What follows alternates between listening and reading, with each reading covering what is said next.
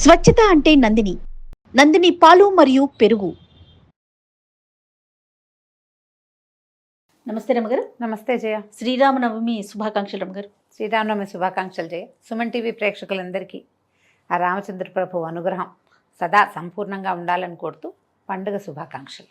శ్రీరామనవమి మనకి ఉగాది అనగానే వెంటనే నవమి కూడా గుర్తొచ్చేస్తుంది కదండి. వెంటనే విత్ ఇన్ వీక్లో వచ్చేస్తుంది. నవమి అనగానే మనకి భద్రాద్రి రాముడు గుర్తొచ్చేస్తాడు. ఆయన కళ్యాణం అంగరంగ వైభవంగా రాష్ట్రం నలుమూలల నుంచి, ఇరు తెలుగు రాష్ట్రాల నుంచే కాకుండా పక్కనున్న ఇటు తమిళనాడు వాళ్ళు, కర్ణాటక వాళ్ళు అందరూ వచ్చి కూడా కళ్యాణాన్ని తిలకిస్తూ ఉంటారు. మీరు ఎప్పుడైనా వెళ్ళారా కళ్యాణానికి? చిన్నప్పుడు ఏమైనా అవకాశం దొరికిందా? చిన్నప్పుడు మా అక్కయ్య వాళ్ళు వెళ్ళుంటారులే జయ. నాకు ఊహ తెలిసాక మేము భద్రాచలం వెళ్ళటం తక్కువే. నేను పుట్టకముందు మా తాతగారు ఎన్ని సంవత్సరాలు భద్రాచలంలో ఉన్నారు. మా అక్కయ్యలందరూ భద్రాచలంలో ఉన్నవాళ్లే. నేనే కొంచెం తక్కువ. బహుశా చివరి వాళ్ళకి కాస్త ఆ అవకాశం తక్కువ లభించింది. మా పెద్దక్కయ్యలకి, మా అన్నయ్య, మా నాన్నగారు, అమ్మ, తర్వాత తాతగారు, నాయనమ్మ వీళ్ళంతా బాగా మా చుట్టుపక్కలలో చాలామంది తాతగారితో పాటు అక్కడ ఉండేవాళ్ళు. ఆ చిత్రకూట పర్వత మండపము అవన్నీ నిర్మాణము, కొత్త మెట్లు, ఆ నిర్మాణాల పనులలో తాతగారు అక్కడ ఉండటం వల్ల బాగా ఉన్నారు మా వాళ్ళంతా. ఏటా సీతారామ కళ్యాణాన్ని రేడియోలో వినటం బాగా చిన్నప్పటి నుంచి జ్ఞాపకం నాకు. రేడియోలో వచ్చేది కదా, అది బాగా వినేవాళ్ళం. అక్కడ టీవీ దూరదర్శన్ పెరిగిన తర్వాత దూరదర్శన్లో కూడా ఎన్నేళ్ళలో చూసాం. నేను ఇప్పటికీ టీవీ ఆన్ చేసుకుని కూర్చుంటా. కళ్యాణం మొత్తం చూస్తాను, ఎక్కడ మిస్ గాను. ఇప్పుడు 3-4 కళ్యాణాలు కూడా 3 ముక్కలుగా అన్ని చోట్ల కెమెరాలు పెట్టేసి అన్నీ చూపిస్తారు కదా. ఎక్కడిదైనా సరే సంపూర్ణంగా కళ్యాణం చూస్తాను నేను. మంచి అవకాశం. అవును, టీవీలో వచ్చాక అద్భుతమైన అవకాశం కదండి. మీడియా మనకి పైగా మనం అక్కడికి వెళ్తే ఆ జనసందోహంలో ఏమిటైపోతున్నామో తెలియకుండా ఉంటాం. సాన్నిధ్యంలో ఉన్నాము, క్షేత్రంలో ఉండటం వల్ల వచ్చే ఆ పవిత్ర భావన ఉన్నప్పటికీ కంటితో మనం బాగా నేరుగా చూసేస్తున్నది భావన తెలీదు, అర్థం కాదు, గందరగోళంగా ఉంటుంది. అదే మనం టీవీలో అనుకో, ఇక రెండో పని చేయకుండా ఎక్స్పీరియన్స్ అది కదా. శాటిలైట్స్ లో వర్క్ చేశా కదా, ప్రతి సంవత్సరం లైవ్ కి వెళ్ళేదాన్ని రమ్మగారు. అక్కడ ఉండి చేస్తుంటే అంటే మేము కొంచెం జనంలో కాకుండా ప్రత్యేకంగా మీడియా వాళ్ళకి ఒక సపరేట్ ప్లేస్ ఉంటుంది కదా, దగ్గర నుంచి కళ్ళతో చూస్తూ ఉంటే అబ్బా అసలు ఆ అనుభూతి మాటల్లో చెప్పడం. దాదాపు ఒక 7-8 సంవత్సరాలు వెళ్ళాను నేను. ఒక సంవత్సరం, నెక్స్ట్ ఇయర్ ఇంకొకరు, ఆ నెక్స్ట్ ఇయర్ నేను, అట్లా అద్భుతం రమ్మగారు. ఒక్కసారైనా కళ్యాణాన్ని మాత్రం కళ్ళతో చూడాలి. మహా అద్భుతం. మేమేం చేస్తున్నామంటే, మేము మా ఇంట్లోనో, అక్కయ్య వాళ్ళ ఇంట్లోనో, మా వేద పాఠశాలలోనో ఎక్కడో చోట సీతా కళ్యాణం చేసుకుంటున్నాం మేము. ఖచ్చితంగా సీతా కళ్యాణం జరుగుతుంది. ఆ కళ్యాణానికి అక్కడికి వెళ్ళకపోతే నేను ఇక్కడ టీవీలో పెట్టుకుంటాను. పీటల మీద కూర్చుంటారండి? పీటల మీద కూర్చుంటారు. కళ్యాణం అనగానే మనకి మేము కూర్చోవటము, అక్కయ్య వాళ్ళు ఎవరైనా కూర్చోవటము, మా మరిది గారి శిష్యులు ఎవరైనా పాఠశాలలో వాళ్ళు ఎవరైనా కూర్చోవటం, ప్రతి మంత్రం ఒక అక్షరం పోకుండా సమస్తమైన మంత్రాలు వినటం. మా వాళ్ళు అంకురార్పణ నుంచి చేస్తారు. ఉగాది పండగ ముందు రోజు, ఆ రోజు పొద్దుటి నుంచి అంకురార్పణ మొదలుపెట్టి ప్రతిరోజు సేవాకాలం నడుస్తుంది ఏదో ఒకటి రాముల వారిది. కళ్యాణం నాడు కళ్యాణం చేస్తాం, దశమి నాడు పట్టాభిషేకం కూడా చేస్తారు. రమగారు, ఇది సీతారాముల కళ్యాణం చూస్తే వివాహం కాని వారికి వివాహం జరుగుతుందనేది వింటూ ఉంటాం కదండి. అంటే కళ్యాణానికి వెళ్ళే చూడాలని కాదు, మనం ఇంట్లో మన పిల్లలకి పెళ్ళిళ్ళు కావటం లేదు, మన ఇంట్లో సీతా కళ్యాణం జరుపుకుంటే మనకి కూడా కన్యాదానం చేసే అవకాశం లభిస్తుందని చెప్తారు పెద్దవాళ్ళు. అమ్మవారు భగవంతుడి కళ్యాణం చేస్తే సమస్తమైన కళ్యాణాలు మన ఇంట్లో జరుగుతాయి. అంతేగా. కళ్యాణం అంటే వివాహం అనే కాదుగా, శుభాలు కూడా అన్ని రకాల శుభాలు జరుగుతాయి. ఏదైనా ఇబ్బంది ఉన్నవాళ్ళు సీతా కళ్యాణ ఘట్టం మన ఇంట్లో జరపటం. మనం కళ్యాణ ఘట్టం అంటే రామాయణంలో సీతా కళ్యాణ ఘట్టము చకచక అయిపోతుంది. మనము సీతాపరిణయ గాథని మనం ఏం చేస్తాము, ఆయన ఇల్లు ఎత్తినట్టు అందరూ చూస్తున్నట్టు అట్లా బోల్డన్ సినిమాలు చూసాం మనం. ఆమె కూడా పరిగెత్తుకుంటూ వచ్చి దండ వేసింది అమ్మవారిని ఇట్లా చూస్తాం కదా. నిజానికి రామాయణంలో అలా జరగల. యాగశాలలో ఉన్నారు వీళ్ళు. యాగశాలకి వెళ్ళారు, యాగశాలలో ధనుసు ఎక్కుపెట్టాడు. ఈ ధనుసు వీర్యశుల్కగా మా అమ్మాయిని నిశ్చయించాము. మా అమ్మాయిని వీర్యశుల్క, ఎవరైతే మహత్తరమైన పరాక్రమవంతుడు ఉంటాడో, ఈ విల్లుని ఎక్కుపెట్టగలిగిన వాడు ఎవరుంటారో వారికి మా కన్యనిచ్చి వివాహం చేయాలని భావిస్తున్నాను అని చెప్పారు జనకులు వారు. ఈ విల్లు విరిగింది. ఈయన ధనుర్భంగము, శివధనుర్భంగం ఎట్లా జరిగింది? ఆయన విరుద్ధామనుకోలేదు కదా. ఎక్కువ పెట్టడానికి ప్రయత్నం చేశారు. రామ ధను పశ్య అంటారు, ధనుస్సుని చూడమన్నారు. ఒక ధనుస్సుని చూడాలంటే ఊరికే చూడడం కాదు, మనమైతే మామూలుగా చూస్తాం. ఈ కోదండ విద్య వచ్చిన వాడు ఏం చేస్తాడు, ఏమిటి దాని పాటి, దాని శక్తి ఏమిటి, దాని సత్తా ఏమిటి, ఎక్కడ దాని తాలూకు పవర్ ఉంది అనేది, తర్వాత ఎంత ధనుస్సు సారించగలుగుతామో అనేది చూడాలనుకుంటారు. మనం ఏ వస్తువుని ప్రయోగించడం నేర్చుకున్న వాళ్ళు దానిని పరిశీలించాలంటే, దాన్ని చూడడం అంటే దాని శక్తిని పరీక్షించడమే కదా. రాముల వారు ఆ ధనుస్సు ఎత్తి ఆ తాడు ఒక చోట కట్టి ఉంటుంది కదా, అల్లె త్రాటిని బిగించబోయారు. మామూలుగా తాడు ఇట్లా కట్టి ఉండదు, ఒకవైపు పెట్టి ఉంటుంది, ధనుక్కోటి అంటారు దాన్ని, ఒక చోట ఉంటుంది దాన్ని. ఆ తీసి కొక్కికి తగిలించాలి, రెండో వైపుకి బిగించాలి ఇట్లా. అవునండి, కొక్కానికైనా తగిలిస్తారు, లేకపోతే దానికేసి ఇట్లా చుడతారు, ఒక బలంగా ఒక గురువు లాంటి దాంట్లోకి వేసి చుడితే అది బిగిస్తుంది అనమాట. అది లాగాడు ఆయన. లాగితే ఈ లాగిన సత్తా భగవంతుని చేతిని అది ఓర్చుకోలేకపోయింది, ధనస్సు విరిగింది. ఎక్కువ పెట్టిన వాడికి ఇస్తానంటే వీళ్ళు విరవగా, అంటే ఎక్కువ పెట్టేవాడే భూమి మీద లేడు ఎవరు అక్కడ. అలాంటిది దాన్ని ఎడం చేత్తో పట్టుకుని కుడి చేత్తో విరవగలిగిన వాడు మహానుభావుడు కదా. అంతేగా. ఈ పిల్లని ఇస్తామన్నారు. అప్పుడు ఈయన ఏం చెప్పారు, రాముల వారు, మా తండ్రి అనుమతి కావాలి వివాహం చేసుకోవటానికి. తండ్రి అనుమతి లేకుండా వివాహం చేసి మీరు మీ కన్యనిచ్చినా నేను పుచ్చుకోను. ఇందుకు కదా రామాయణం చదవాలి మనం. మరి ఖచ్చితంగా నాన్నలు, తాతలు, ముత్తాతలు, పెదనాన్నలు అందరూ ఉండగా పెళ్లి కొడుకులే తమ పేరుతోటి శుభలేఖలు వేసుకునే రోజులు. నేను పలానా అమ్మాయిని పెళ్లి చేసుకుంటానని అబ్బాయిలే పెళ్లిళ్ళు, ఆడపిల్లలు కూడా నా పెళ్లి అబ్బాయితోటి అని కార్డులు వేసుకుంటున్న కాలం ఇది. రామాయణం ఎందుకు చదవాలంటే ఇందుకు చదవాలి. నువ్వు ఈ ధనుస్సు ఎక్కుపెట్టావు, పెట్టడానికి ప్రయత్నం చేసావు, అది విరిగింది. ఈ ధనుస్సును ఎక్కుపెట్టిన వాడికి మా అమ్మాయిని ఇస్తామంటే ఇంకో అబ్బాయి ఏం చేస్తాడు, ఎగిరి గంతేసి అలాగే అంటాడు. ఎదురున్నవాడు జనకుడైనా, తనతో ఉన్నవాడు విశ్వామిత్రుడైనా మా నాన్న ఒప్పుకోవాలని చెప్పారు రాముల వారు. ఇందుకు మనం రామాయణం వినాలి, చదవాలి, సీతా కళ్యాణాన్ని చూడాలి కన్నులారా. చూసి అప్పుడు మనకి కదా మన జీవన సాఫల్యం లభించేది. అప్పుడు దశరథుల వారికి కబురు చేస్తే ఇలాగ వివాహం చేయదలుచుకున్నాం, ఇలా జరిగింది, ఈ ఉత్తరాలు రాశారు. వెంటనే వాళ్ళు కుటుంబంతో సహా వచ్చి వివాహం చేసుకుని అప్పుడు తర్వాత ఇద్దరమ్మ అబ్బాయిలకి కూడా, ఈయనకి లక్ష్మణ స్వామికి ఇంకొక తమ్ముడు కూతుర్ని ఇస్తామని, భరత శత్రుఘ్నులకి ఇంకో ఇద్దరు కుమార్తెలున్నారు, తమ్ముడు శృతధన్వుడు ఆయన కుమార్తెల్ని ఇవ్వడానికి ఇది 4 వివాహాలు ఒక వేదిక మీద చేసి 4 పిల్లల్ని వెంబడి పెట్టుకుని తీసుకెళ్లారు. ఇలా జరిగింది కళ్యాణం. అయితే ఇలా జరిగింది. మనం ఇప్పుడు ఈ సీతా కళ్యాణాన్ని మనమే మన ఇంట్లోనే చేయదలుచుకుని మన సీతాదేవిని మన కూతురుగా భావించి ఆమెని రాముల వారికి కన్యాదానం చేస్తే, అంటే క్రియే చేస్తాం ఇక్కడ. ఆ గోత్రనామాలన్నీ జనకుల వారివి, దశరథుల వారివే చెప్పుకుంటాం.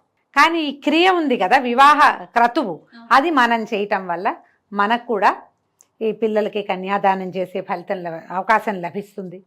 కుమారులకి వివాహాలు కాకపోయినా, సంతానం కలకపోయినా, ఇంట్లో ఏవైనా రకరకాల సమస్యలు, సమాధానం లభించని కొన్ని ప్రశ్నలు ఉంటూ ఉంటాయి కుటుంబాల్లో.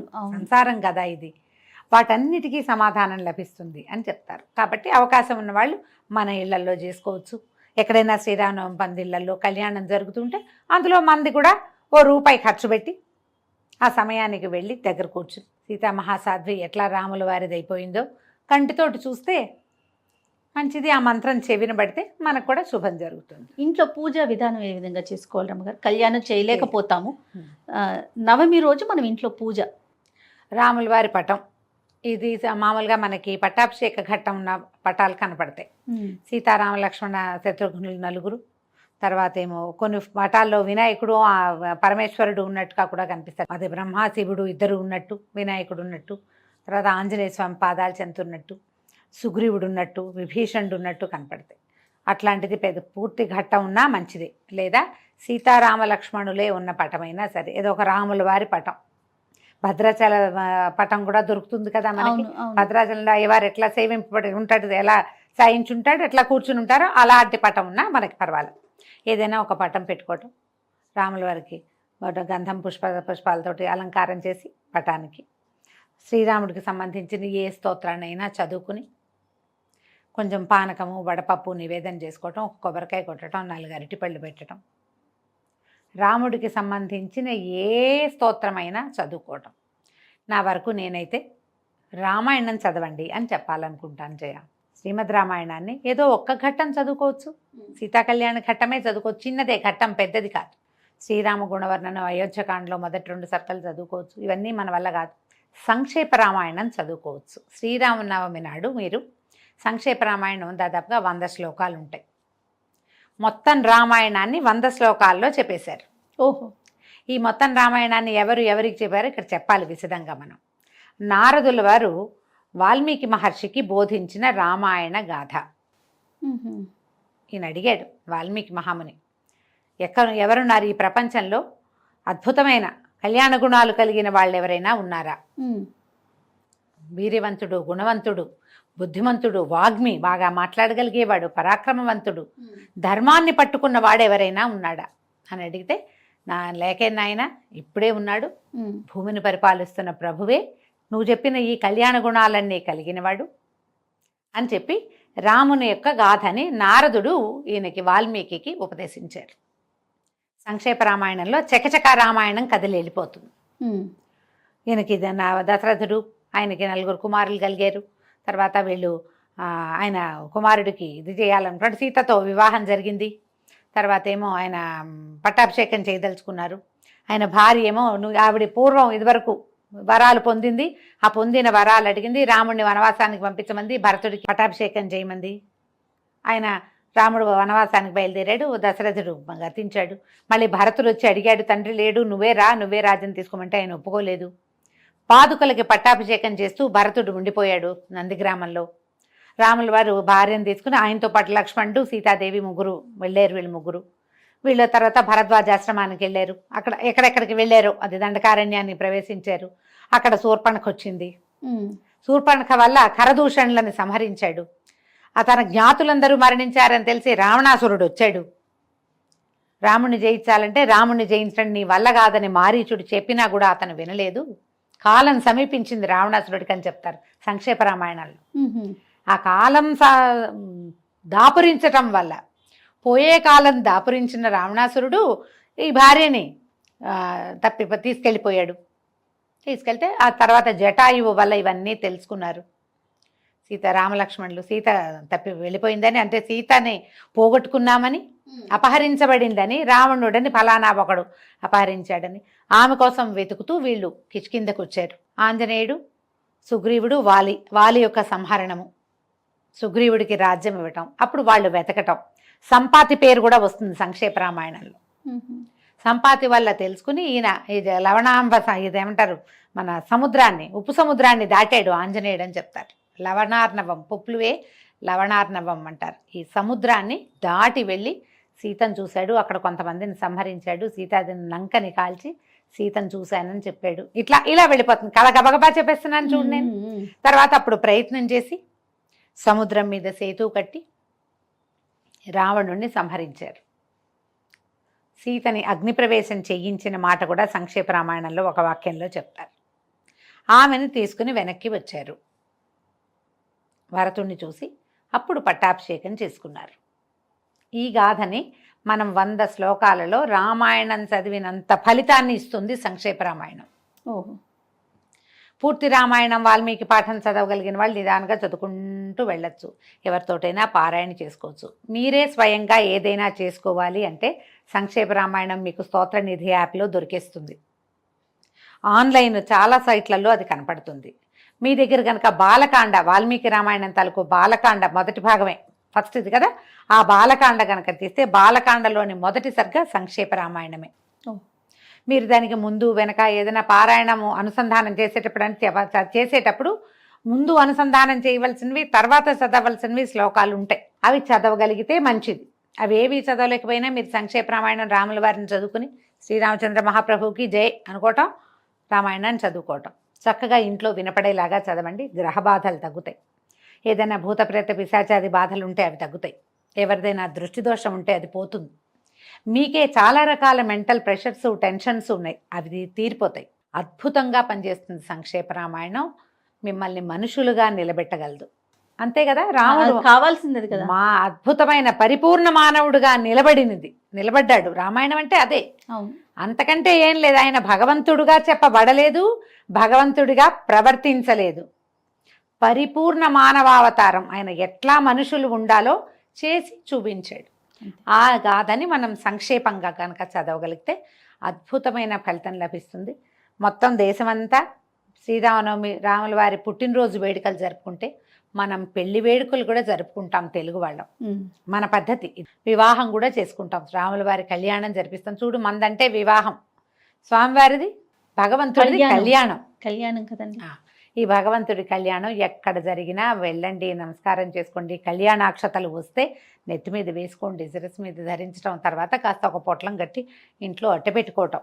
అట్లా ఏదైనా మనం శ్రద్ధతో భక్తితోటి చేసుకుంటే శ్రీరామనవమి చక్కగా సుసంపన్నం అవుతుంది. మేము ఈ అవకాశాన్ని బట్టి ఏదైనా చదువుకోండి. వినడానికి అవకాశం ఉన్న సంక్షేప రామాయణం వీడియోలు కూడా అక్కడక్కడ కనపడుతున్నాయి, ఆన్లైన్లో మనకు కనిపిస్తున్నాయి, ఇంటర్నెట్లో. అలాంటిదైనా ట్రై చేయండి. తప్పకుండా రమ్మగారు. నమస్తే. నమస్తే.